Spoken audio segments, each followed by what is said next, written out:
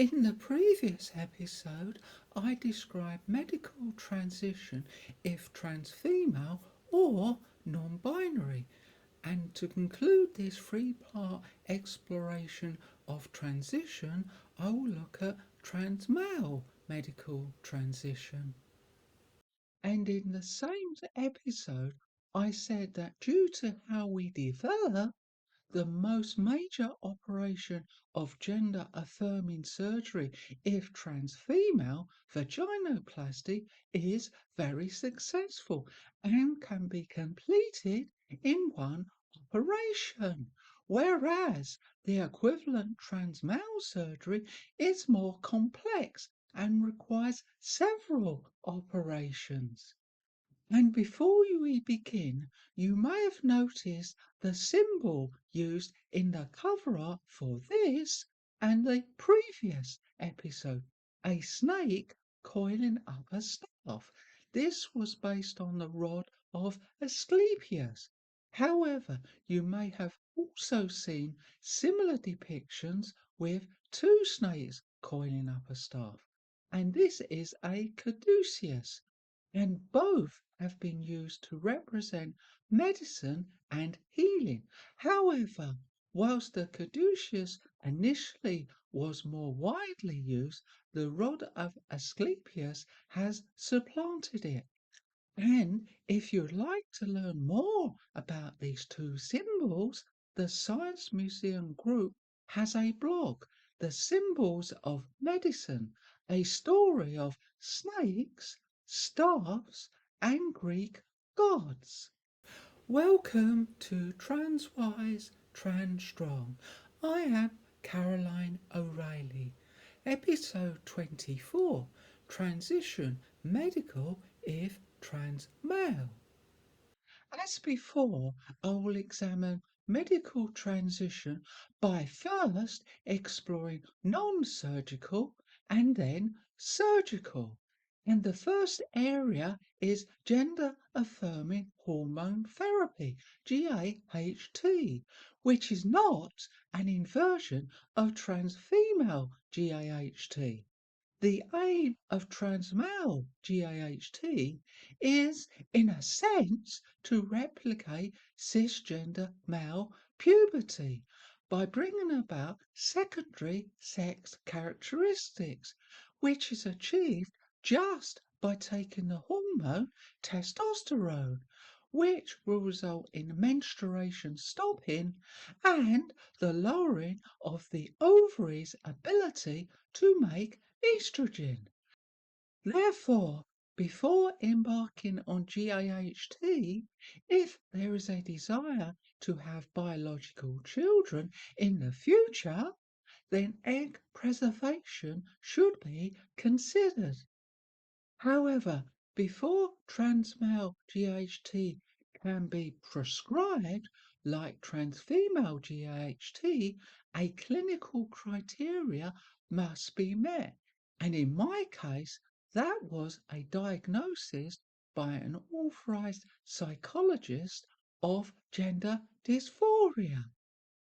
And to quote the BMA, the British Medical Association, gender dysphoria is a psychological and physiological discomfort or distress caused by a discrepancy between a person's gender identity, their sex assigned at birth, and their primary and secondary sex characteristics. However, with the release of the WHO's ICD-11, the term gender incongruence was introduced, which is characterized by a marked and persistent incongruence between an individual's experienced gender and their assigned sex. And this, I feel, more accurately reflected how I felt. Although now, 2 years post my vaginoplasty surgery, my body now is congruent with my gender. And as mentioned, estrogen production is lowered just with testosterone. And this is why trans male GAHT is not an inversion of trans female GAHT, which, as well as a drug to suppress testosterone, another is required to raise the estrogen level. Other changes trans male GHT will bring about are facial and body hair growth, body fat redistribution, clitoral enlargement, and the vagina will become drier and the lining thinner. Also, muscle mass and strength will increase, which is the opposite to what happens with trans female GHT. Are you listening, sporting bodies? And also, unlike trans female GHT, where for most it will be via speech therapy that the voice is modified, the pitch as a result of testosterone will drop. Although voice masculine speech therapy may still be of benefit. The Mayo Clinic has a quite detailed explanation of masculinizing hormone therapy, and like trans female GAHT, there are risks: weight gain, acne, developing male pattern baldness, and blood clots. However, one risk that is higher for trans women on GAHT compared with cisgender women is breast cancer, whereas for trans men it is the same, as only testosterone is prescribed. And for up-to-date information about prescribing masculinizing hormone therapy, the Nottingham Centre for Transgender Health Network has a guide. Blood tests will also be needed to monitor the hormone levels to check that the testosterone dose is the lowest necessary to achieve and maintain the desired physical effects. And the blood tests will also measure the blood sugar level and check liver function. And now let's examine the various surgical options, starting with, as in the previous episode, at the top, and facial masculinization surgery, which the Johns Hopkins Hospital has a detailed explanation of. If you compare cisgender female and cisgender males' foreheads, the latter is softer and more rounded, whereas the former is flatter and higher, which can be achieved by hair removal, and a brow ridge can be made more prominent with implants. And whilst testosterone will lower the pitch of the voice, it will not enable the Adam's apple to grow. However, a Y-shaped implant can create an appearance of an Adam's apple, whilst newer techniques create an implant from the patient's own cartilage harvested from a rib. And implants can be used elsewhere on the face, and whilst generally safe, there can be rare side effects, a few of which are moving out of position, infection, and an allergic reaction to the implant material. As a generalism, a masculine nose is larger and broader, which can be achieved with rhinoplasty to make it wider at the bridge and not turn up at the tip. And lastly, the chin and jaw can be made wider and squarer with implants, which can be inserted through an incision in the mouth, which has the advantage of no visible scars. A non-surgical alternative are fillers. However, the results are temporary and may require repeated injections. And moving down, we come to the chest, and this surgery is commonly called top surgery, which is a double mastectomy that may also include reshaping of the nipples and the areolae, as these are more prominent in a person assigned female at birth compared to a person assigned male at birth. And lastly, we come to the most major operation, which is masculinizing genital surgery, which is also known as bottom surgery. And the most major component is phalloplasty, the creation of a phallus. And whilst I have had personal experience of the trans female equivalent, vaginoplasty, phalloplasty, and associated surgeries is definitely outside my area of knowledge. Therefore, after some research, I found free hospital website pages that was invaluable in providing a detailed explanation of masculinizing genital surgical procedures. The York and Leeds NH Foundation Trust has a leaflet, Phalloplasty Masculinizing Surgery, and then there is the Johns Hopkins Hospital's webpage, Phalloplasty for Gender Affirmation. And finally, there is the Chelsea and Westminster Foundations Trust Chelsea Centre for Gender Surgery that has the webpage Phalloplasty Surgery. And if you are listening to this episode via the transcript page on the website supporting this podcast at www.twts.co.uk, there are hyperlinks to these free hospitals' web pages. However, before we look at modern phalloplasty, let's look at its origin and how this surgical technique has evolved.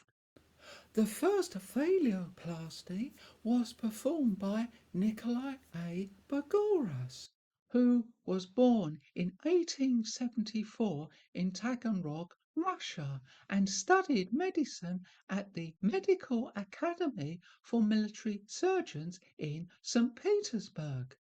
And from the start of his career, Dr. Bogoras showed an interest in urology, and it was in 1936 that they performed the world's first phalloplasty, although it was not on a trans male patient, but an unknown 23-year-old cisgender man who had suffered a traumatic injury that resulted in their penis being severed at the base.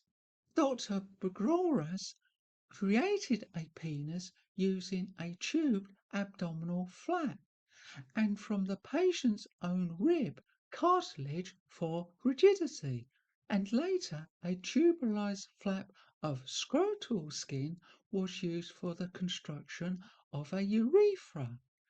12 years after this pioneering surgery, Dr. Bogoras related that a number of his fellow surgeons had replicated his phalloplasty technique, including a Dr. Voloshin, who had treated 17 patients during World War II that required plastic surgery to their penis. Dr. Bogoras died in July 1952, aged 78, and during his career performed 30 phalloplasty surgeries. However, for the first phalloplasty on a trans male patient, we need to move forward to 1946 and Dr. Harold Delph Gilles. But before this pioneering surgery, Dr. Gillis had developed groundbreaking techniques in facial reconstruction and is widely considered to be the father of modern plastic surgery.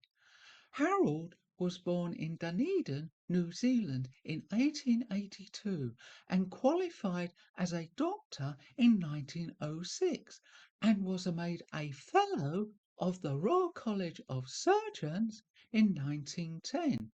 And then, 4 years later, began a global conflict that was yet to acquire an ordinal number. And with what was then considered modern warfare came physical injuries to match, and it was for treating the extensive facial injuries he encountered that Dr. Gillies in 1915 convinced the British Army Surgeon General to allow him to establish specialised facial surgery wards in Aldershot. And in 1916 there would be the Battle of the Somme that lasted from the 1st of July to the 18th of November, and over its devastating course a total of 2,000 casualties would arrive on Dr. Gillies' wards, with face and jaw wounds.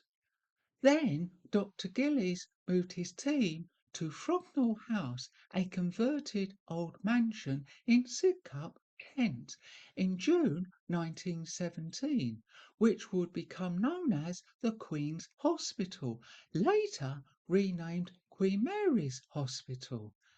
There he established a multidisciplinary team of surgeons, nurses, and artists. And the reason artists were included was to meticulously detail the groundbreaking surgery that was being performed there.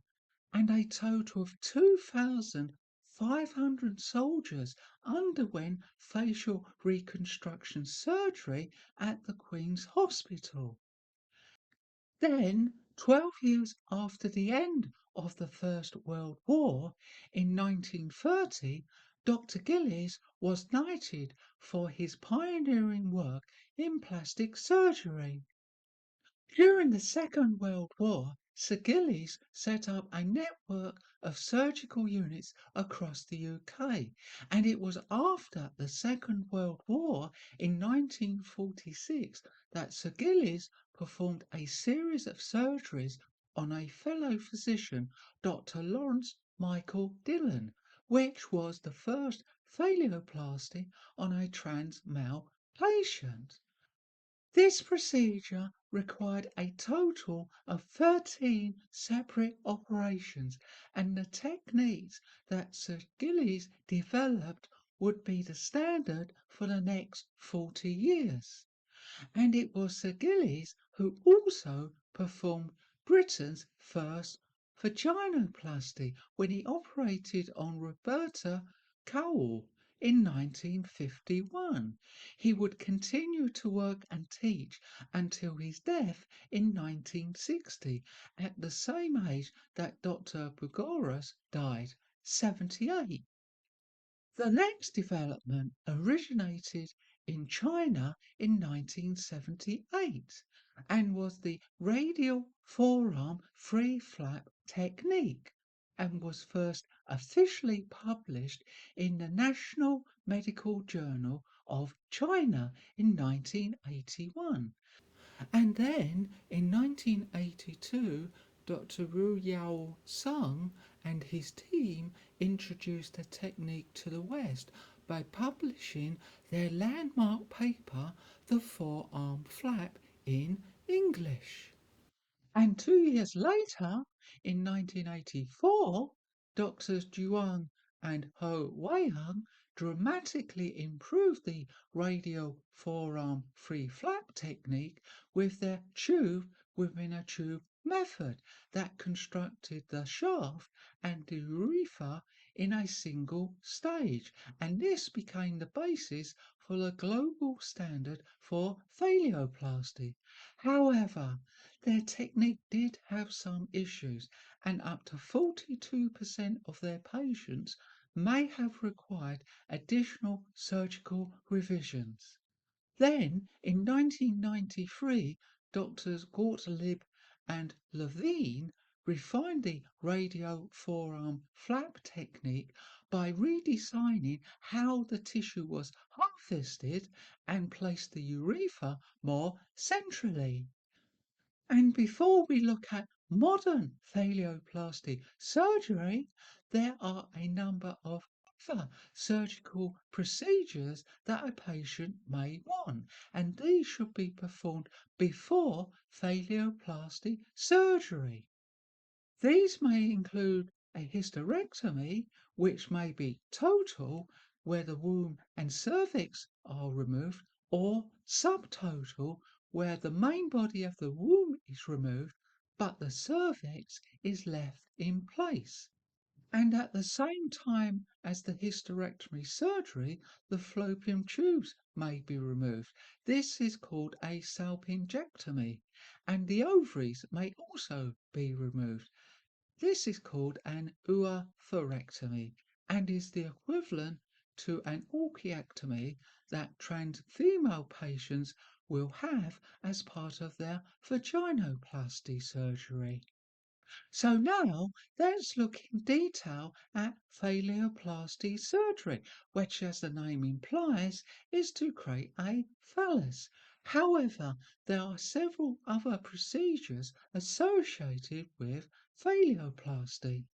And although greatly reduced from the number of operations that Dr. Lawrence Michael Dillon had to undergo, modern phalloplasty is still some way off, as mentioned, the single operation of vaginoplasty. However, there are some commonalities with vaginoplasty as detailed by the NHS that a patient must meet before they can have their surgery. They must have documented evidence of gender dysphoria. They must be able to make a fully informed decision and consent for treatment, be 18 years or older, and have been living at least 12 months continuously in their gender role that is in line with their gender identity. Also, they must have had continuous GAHT for at least 12 months. And if they have significant medical or mental health concerns, they must be well controlled. Finally, two clinicians from a specialist gender identity clinic must provide a recommendation for surgery, and once all these requirements have been met, the patient can then proceed with their surgery. And there are three surgical stages to phalloplasty surgery. The first stage is the creation of the phallus and neourethra within the phallus.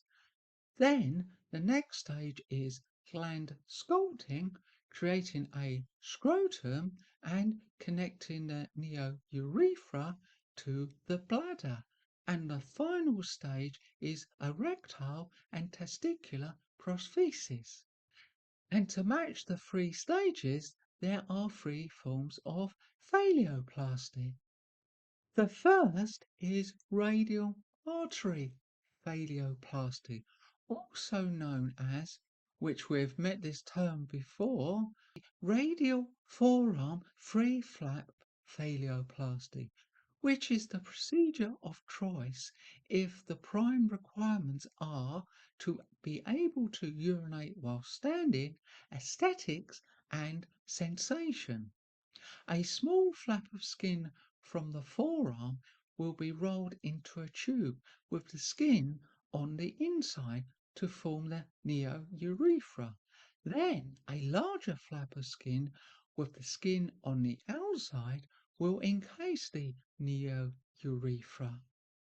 This double tube will be moved to the pubic area and connections will be made to the veins, artery and nerves, with the radial artery from the forearm providing the blood supply to the phallus. Next, there is pubic phalloplasty, which uses a flap from the lower belly and crotch area and is the choice if no urethra is required, but phallus size and penetrative sex is important, with minimal visible scarring.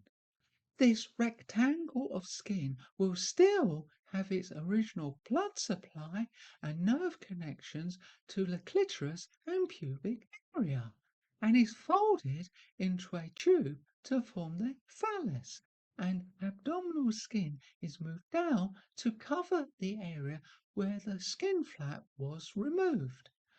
There may be a requirement of further surgeries to close the abdominal skin graft area and to ensure the phallus is placed in the correct location. And lastly, there is anterolateral thigh ALT phaleoplasty, which uses a flap of skin and fat with its original blood vessels from the front and side of the thigh that is used to create the phallus and can be performed with or without a urethral formation. ALT phaleoplasty with a urethra uses the same tube within a tube as the forearm technique. And because of the length of the feeding artery and veins, the flap can be moved to the groin under the quadricep muscle without the need to disconnect and reconnect the blood vessels.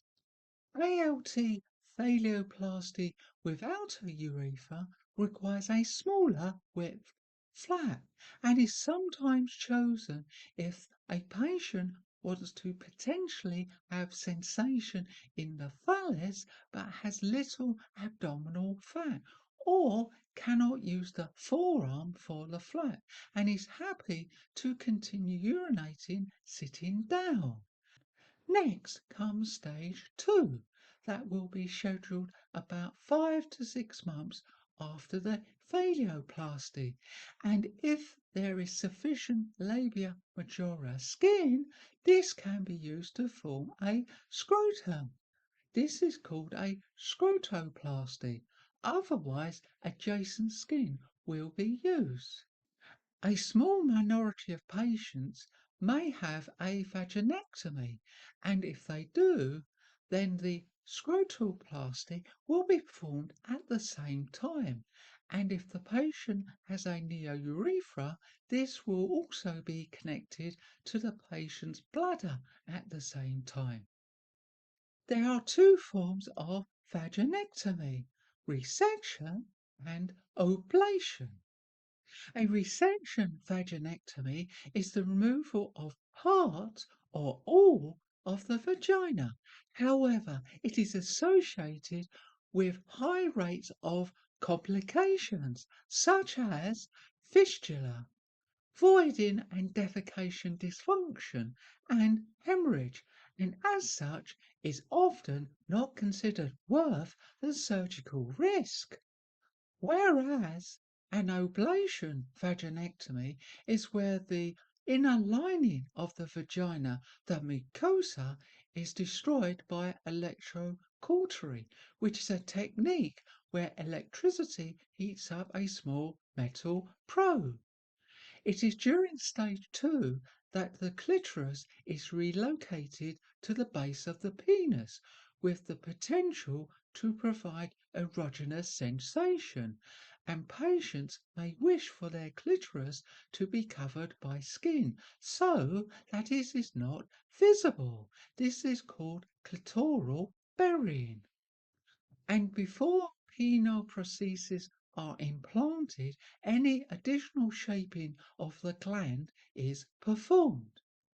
The final stage will be completed about 12 months after stage 2, and it is the placing of two solid silicone gel prostheses into the neoscrotum, and then there are three options for the erectile prosthesis. The first option is an inflatable prosthesis that is implanted in the neopenis, which is inflated by a pump usually hidden in one half of the neoscrotum, which likely may need to be replaced later in life. The second is a malleable rod that is implanted in the neopenis.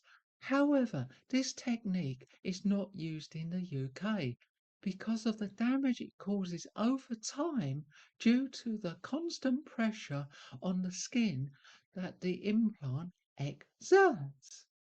Finally, there are external aids that are worn around the neopenis to support and hold it straight and stiff, or to provide additional length and girth. And that was medical transition if trans male.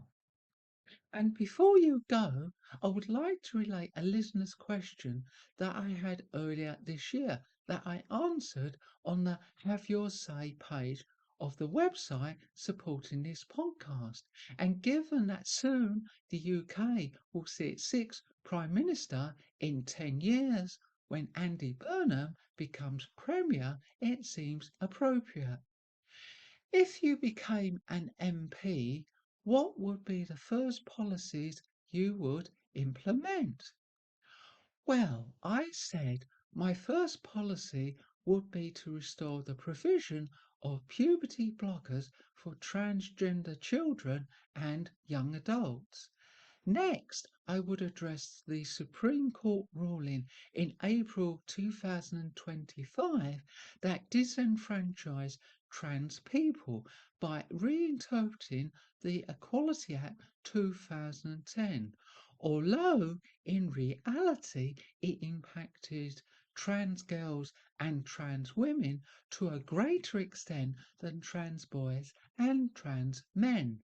The Supreme Court demonstrated a fundamental misunderstanding of what gender identity is, and it is not determined by physiology but by psychology. We all have a gender identity, even cisgender people. And thirdly, I would increase support for renewable energy as we only have this one planet. And if we break it, we cannot ask, can we have a replacement? And if you know anyone who you think would be interested in this podcast, I would be very grateful if you could let them know about it. This episode was written and presented by me, Caroline O'Reilly. Thank you for listening. Next time, take pride in your parade.